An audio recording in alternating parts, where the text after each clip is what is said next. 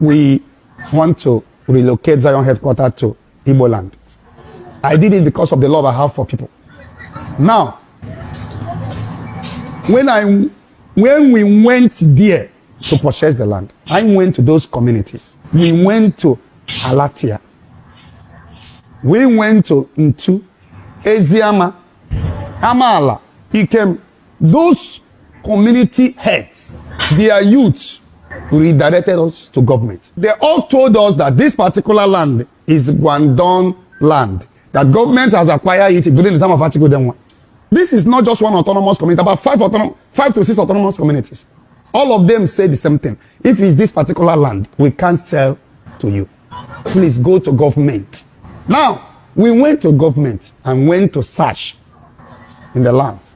And we found out, even the survey of that place, exactly what they told me is that that was when we now approached the government. And the government said, okay, do you have the capacity to bring the development in Imo State? What do you want to do? And I told them, we want to build the university, secondary school, 1,000 beds hospital,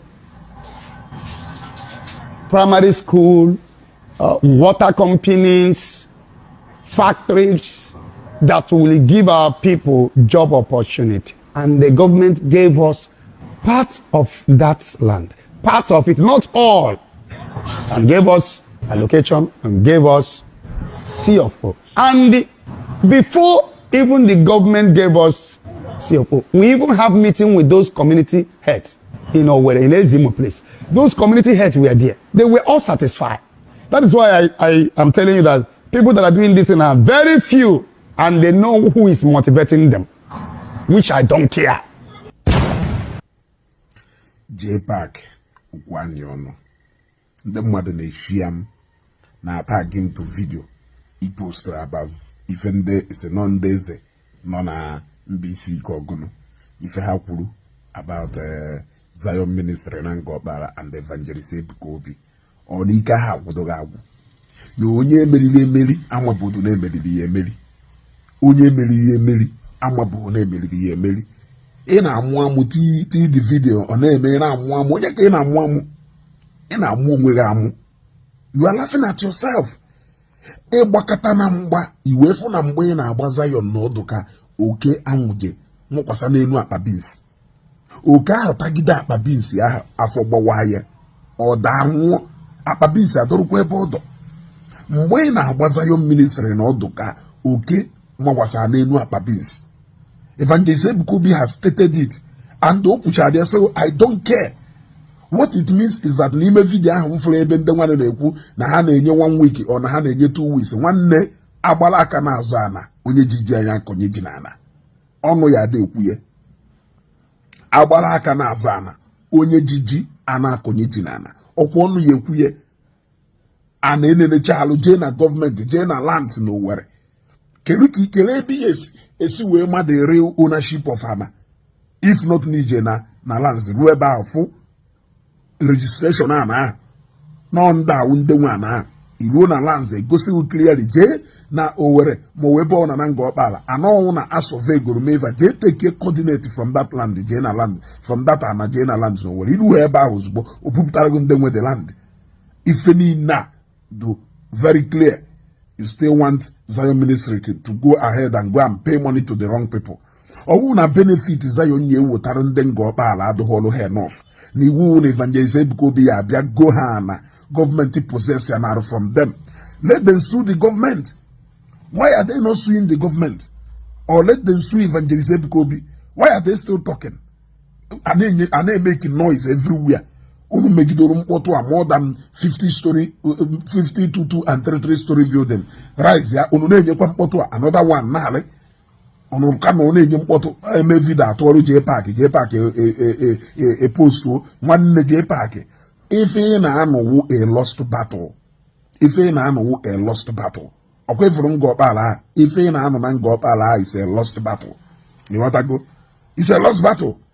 Ndị ngo okpala chọ let them sue Zion to court. Or one of him abaga let them wait for the final judgment in the court. Now, one ha court. Then one ha court. I don't know what they are waiting for. Government gave Evangelist Ebuka Obi part of the land. The remaining one, I'm not he claim again aka government. I can wait the remaining one because government in Ebuka Obi part of the land, and in Kenya Evangelist Ebuka Obi with the smaller part compared to Nkekano. So I don't know whether na he general claim won't go for naka government. Ka no na echekwa mgbe government wo je nya another person.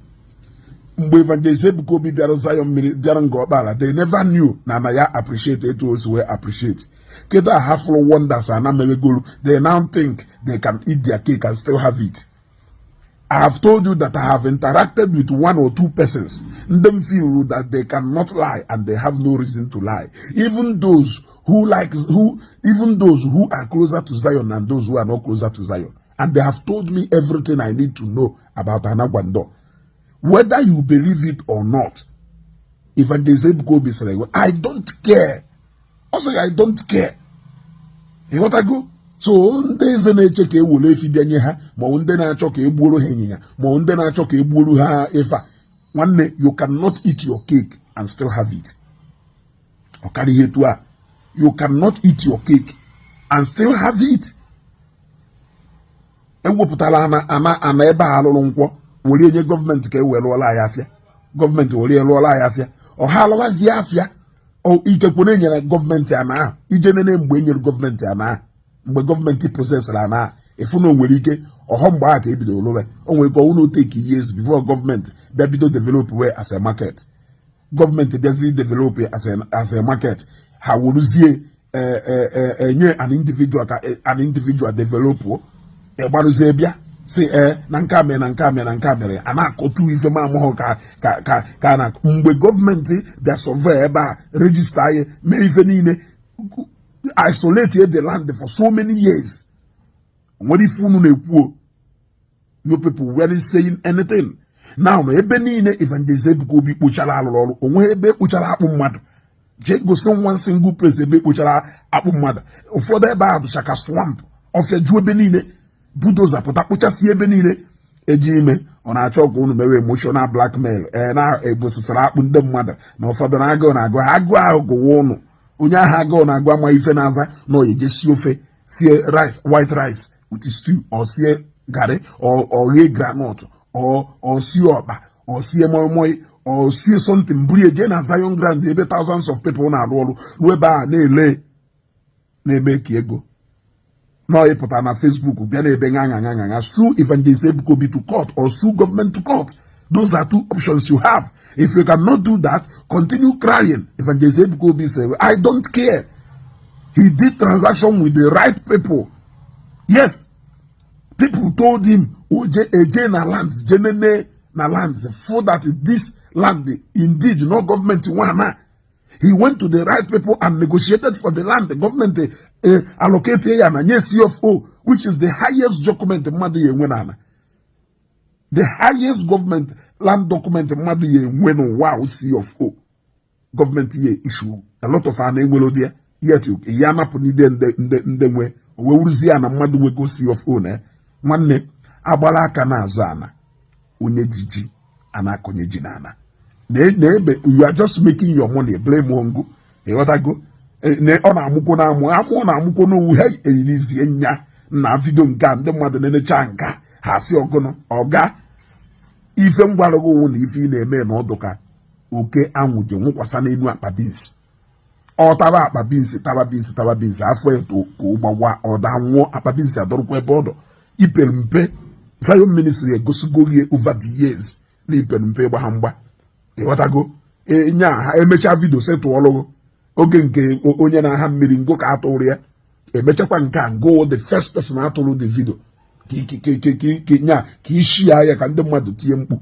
ịghọtago ka ishi achara ya gurume omego ka ọlụ kwụsị ongosi the level of ọlụ na-agadi ya ọlụ ka na-aga n'ike ya nọkwa ebe ahụ emekwa 100 days emekwa closing of 100 days fasting nke this year ya nọ ebe ahụ Evangelist Ebuka Obi agbada permanently there ekete wee kwupụ ike ịghọtago. So this is the reality you have to face.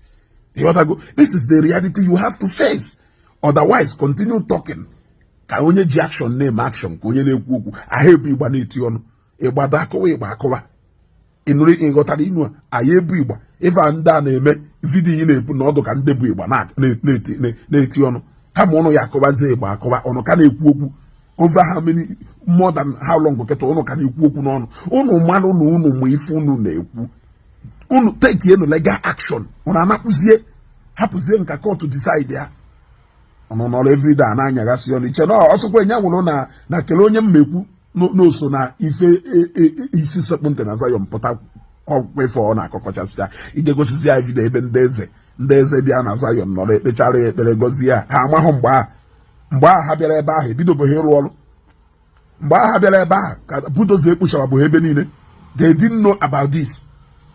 Kedu ife Evangelist Ebuka Obi gwara ha mgbe ha bịara ebe ahụ fụ na budoza ekpuchasịra n'ife fụ na-agbawa na fensi fụ na-alụba na toilet fụ na-alụba n'ọlụ dị ya they were there. Did they know ọ na ha enweghị idea of ife a ha na-ekwu kịta that time? Ana m ajụ ajụjụ ifunu mgbe ife niile a na-alụ ụlọ o nwere eze nke ka na-abịa ebe ahụ ha ka na-abịa ebe ahụ wee ruo mgbe emere the program they all came there fụ na budoza na-ekpocha fụ na-agba fensi fụ na-eme ife niile they never said anything and it took them more than how long for them to come and finally start saying this after ụmụ isi akpụ n'obe ha bido nara ike kwee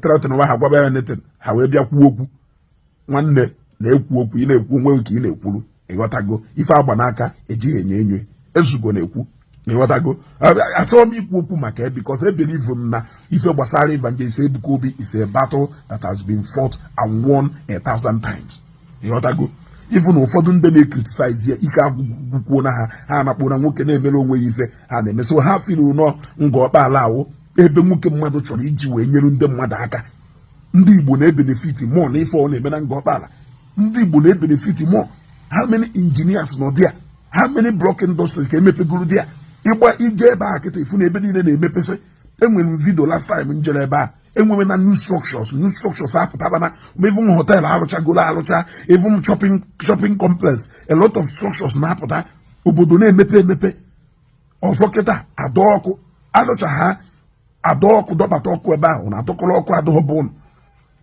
rụọlụ na access road na enwe ilo bụnụ ụnụ nọkata ala wee ekwensu ka ekwensu bịa wolu ụnụ wee na-akwanụ ngwa ọlụ ka ekwensu wolu ụnụ bịa na-akwanụ ngwa ọlụ ụdị spirit ya na-atọmentị ụnụ ya atọmentị n'obodo ọ na-achọrọ iprogres n'ụwa iche nọ ndị eze bịazi ekwu okwu ka mmadụ gbafere ebee ka fano sinsi ọta ka alụwala ọlụ dị ya ọta ka ha lụwala ọlụ dị ya ọ ya ejiwe hapụtazi ekwu okwu tata mgbe ahụ ha bịara na Zion ha alụwabụghị ọlụ ọ bụrụ na ife niile ha na-ekwu eziokwu why did they come there when they know that na onwebe ya anything emere eme when they know that na ife Evangelist Ebuka Obi na-eme the wrong why were they part of that process why did they bless ife a na-eme jụọ onwe gị ajụjụ so hapụta taa abịakwuwe nwanne ha nọ n'ụla ọ mgbe ha ji wee teta ụla and ha teta ụla ha enene siri ma na-aga nenere fin na-aga nwere ife afụla ya eme Evangelist Ebuka Obi so ogono I don't care so jee paaki ife niile ahụ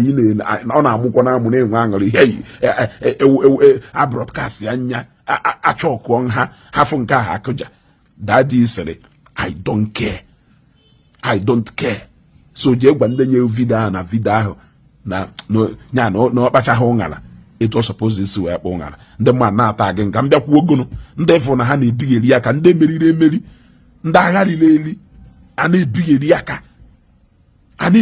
aka a na-ekwudo okwu ọnụ efu ekwu decide go m na asasị ndụ concern Zion ministry agba ego mgbọrọgwụ puo onye ọhụrụ na-agbaghị mgba igbu onwe ka ihe egbu onwe complete conspiracy upon conspiracies that squash gay and that squash ya the conspiracy ngụnwa na onwe egwu na pilot that conspiracy jụ na ya na-akpụ squash agba it has happened before us and we have seen it. So brozi phone ona ataga ụfọdụ sị na ma ekwuzi okwu Zion Mose ona wanu chaga no chogu merie hapụzie other people ka ha na-asịngizi your victory song Zion emerigo nwozi onye ike duzi ekwu maka Ebuka Obi ike gwuziri onye ọnwụna even those people kwuru okwu ọjọọ maka Evangelist Ebuka Obi many of them ekwugharịchakwana many of them ọnụ agburu ogiri asọ emecha na lachari a rejected stone to many to some. Finally, I want the chief cornerstone. If it's on a man or chaga no gareba. What I go, I am Mary. Okwa nwoke gosi na result gosi workings onye ọ na funanya e ka nwekwara mgbagha e ka na-esi agugo nwa agụta afia sị na onye lụ ụka funanya na ndị niile na ndị mbụ lụrụ ụka mechara funanya ọwụlife Evangelist Ebuka Obi. So je ngwa je park na mosiri ya na video ahụ na ama nọdụ disappointed because na ọ chọkwa ka obido fiọba ka o trendeba ọfụna omeho onya ya egosigo na the battle has been won spiritually. Ekekpago battle ahụ. All few people just na-atakasị aka. Ịghọtago o trendi ho onya gosikwudo na JPAC ahụ enwe ozido pagwa na East ya ọ wụrụ oge mbụ nya na call the shot video unu wepụtara o trendi ba mana onya ya egosiwo na nwoke na-anakpu mana nwoke amụghọ nọ na-anakpu nwoke na-anakpu mana nwoke amabụghị nọ na-anakpu jee jụọ onwe gị ajụjụ re-examine onwe gị ịmara ebe mmiri si wee ba n'opi ụgbọgọrọ ịkwọ mmiri ahụ kịta ọka nọ n'ọkpa nta anaghị. You are no more relevant in the blogging industry na Southeast. You are no more relevant. Your opinion matters anyhow, and you are not bothered about that. Look at something like this. We whoop the higher before you know it. Blogs need a buoy, but people have fraud there. People have bothered. People pretended like they did not see it. Your colleagues and your conspirators in that they have left you and they have abandoned you. Zion, we move. Zion, we fly. Zion has come to stay in Angopala. And share this video.